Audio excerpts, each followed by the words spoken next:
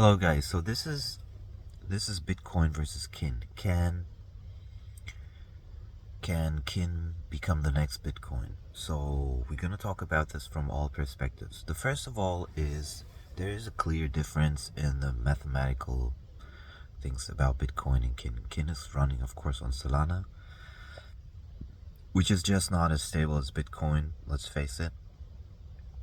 And then you could discuss, how decentralized is it. So that's more like those technical aspects that speak a little bit against it.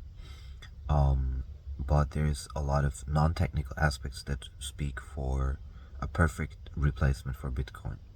Maybe even a better one in some certain aspects. The other thing is only 3 trillion coins are printed, and they're already all in circulation, so there's no inflation in Bitcoin. While you have every 4 years a reduced inflation, there's still inflation, so it needs to be absorbed by the market, whereas Kin doesn't have any inflation that needs to be absorbed by the market. And the reason why it could become bigger than Bitcoin is a totally different one. It's not really the decentralized aspect of it, because Bitcoin wins hands down to all other coins in that respect, or most. And it's the most secure network, you could say. But because the Code Wallet is so user-friendly and so... You see, most of crypto has been adopted by crypto people. So, the first people were Bitcoiners, and you had the Bitcoin maxis. Then you had, the Ethereum fanboys, the Solana fanboys, the whatnot, Litecoin fanboys, I don't know. And so it was a crypto game. Now it's millions of people, but it's still mostly just the crypto game. Like, normal people do not use crypto. And there's not much reason except for investment purposes, in the sense like somebody buys Bitcoin and holds it for many years to protect their money, or maybe increase it even. So that's the reason why most people are in it. Even for Kin right now, all the people that are in it because they're basically already interested in crypto. They think it's a good idea, but they're kind of most of them are in it for the money, and they don't really care about adoption that much. That's for now. And normal users, normies, they are not using it yet. So, and now comes the interesting thing, is that the user interface and user experience of Code Wallet is so simple and so good and so fast that it becomes interesting and usable for everyone, from a 10-year-old, maybe even a 4-year-old, to a 90-year-old. And this has never existed in crypto before, and that makes this a major difference. And now in Android, they're very close, and iOS, to build an on-ramp, to have an on-ramp in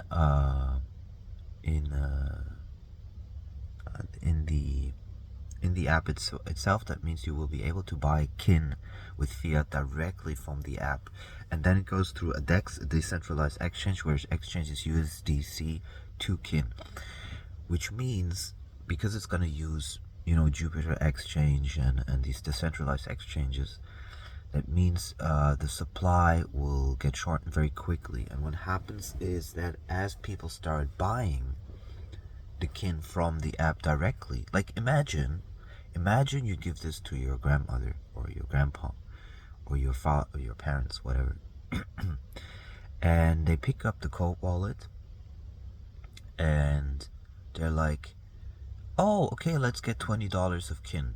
And then they push up the price. And if you have millions of people doing that, the price gets pushed up a lot, which then creates a marketing feedback loop, like a viral loop, where the price then makes people interested in Kin, which make them interested in Code, which they download Code and buy Kin, so it's like almost like a snowball system in a way.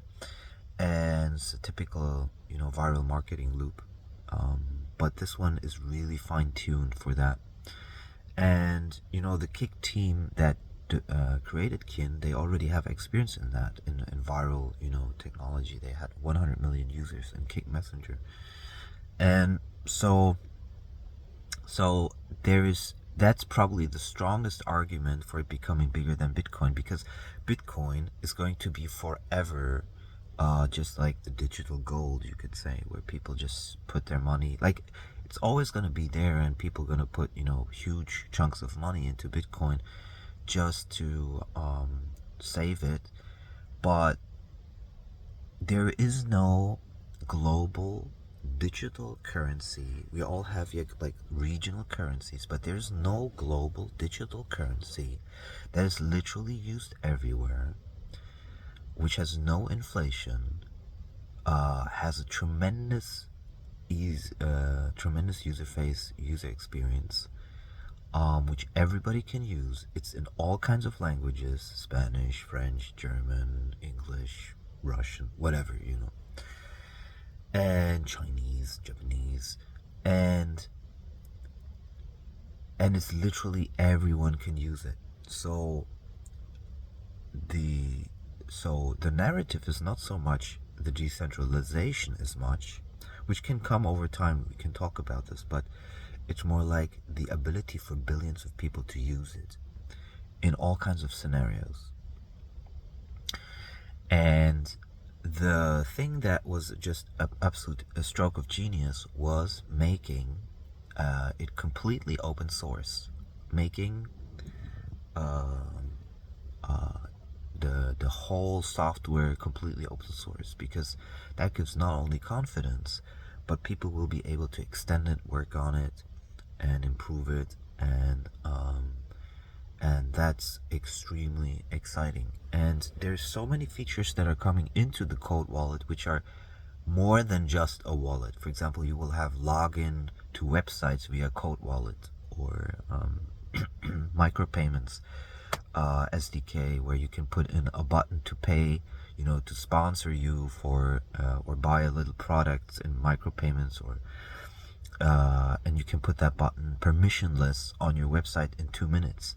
So you don't need to send documents anywhere and have a lengthy sign up process. You just copy paste the button on your website. You can already receive money. It's with basically an IPN, where you have instant payment notification for the webmaster, for the developer, to know, okay, this has been paid. It's absolutely amazing technology, and it's completely permissionless. Accepting payment, it has become completely permissionless. The only place where this exists otherwise is, I think, BTC Pay Server, which is a Bitcoin Pay Server, open source. But the problem there is it takes technical ability to set it up. It takes a half an hour to set up, and you need to really know what you're doing. This, you just copy paste the button with JavaScript onto your blog, and you start instantly receiving payments. So the product is really well thought through, and you're going to see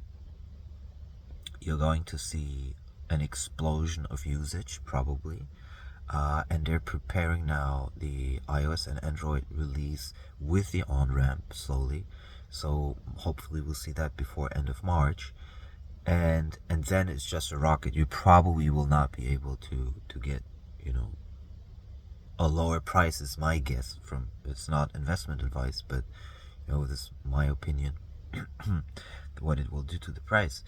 And so the narrative is really not that much that it's more decentralized, that it's more secure, but most people do not so much care about decentralization or secure, especially if we're dealing with lower numbers, because the idea is not really to store on Code Wallet like millions and millions of dollars or euros, but the idea is that you use it for everyday small purchases, like you have a wallet with you in your pocket. You wouldn't leave, unless you're super rich, you wouldn't leave 5,000 in your wallet, but you have maybe 100, 200 in there.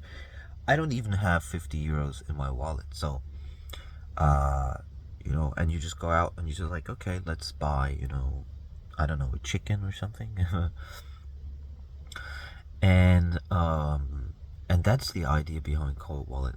And when everybody uses, because nobody, you can almost say this, it's extremely unlikely unless countries really adopt Bitcoin and Lightning Network, it's extremely unlikely that everyone will use Bitcoin in the world. It seems literally that the likelihood of the whole world using Kin with Cold Wallet is much, much, much more likely just because of the user interface and user experience. And unless there is a company that competes directly with that open source model where you don't even need KYC, where you don't need, and by the way, code has certain level of privacy built into it. So, and this is super, super special because, I mean, Lightning has that as well, I think, but I'm not sure, but I think it does. So when I go to buy, let's say I'm a YouTuber and I give some money to a fan or a fan to a YouTuber. Nobody wants to see the balance, be able to see the balance of the receiver or the sender, and this actually Cold Wallet prevents. You cannot see the balance of the sender or receiver, and that's very unique as well. So it does have tremendous innovations in it. It's extremely good in user experience and user interface. And I could imagine this to become the world currency because people will start to build on top of it, just like they build on top of Bitcoin.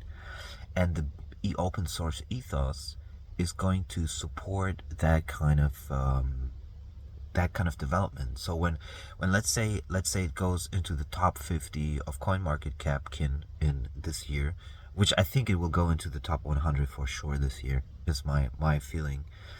And then developers become aware of it, and there's like, okay, let's, and there's a lot of crypto millionaires out there, so they'll be like, okay, I'm gonna put in 2 million, and then I'll start even contributing to it, developing for it, and we might see more apps building on top of Kin than just the Cold Wallet itself. And then we start to talk about decentralization, because then it's not just dependent on the growth is not just dependent on Cold Wallet, and anybody can fork Cold Wallet code and build their own basically on top of it. So I think there is a possibility that this happens when especially when people start to recognize that it has no inflation, that that people are going to build on top of Kin as well, not just Cold Wallet, then there's a real possibility that it becomes bigger than Bitcoin. And decentralization is also something that keeps improving. If you have that ingrained in your DNA, and you're like, okay, Solana is trying to become ever more decentralized and better. Code is trying to be ever more decentralized and better. By the way, a developer from the code team said that the L2 that they use, the kind of the sequencer, which is not a full L2, but it's like a sequencer that runs even when Solana goes down for a while. I think it can go up to a few days when Solana's down and still work with transactions. Then what happens is I forgot what I was gonna say, but I'll just upload this video and we'll make more. We'll make a version 2 because I need to go to the toilet.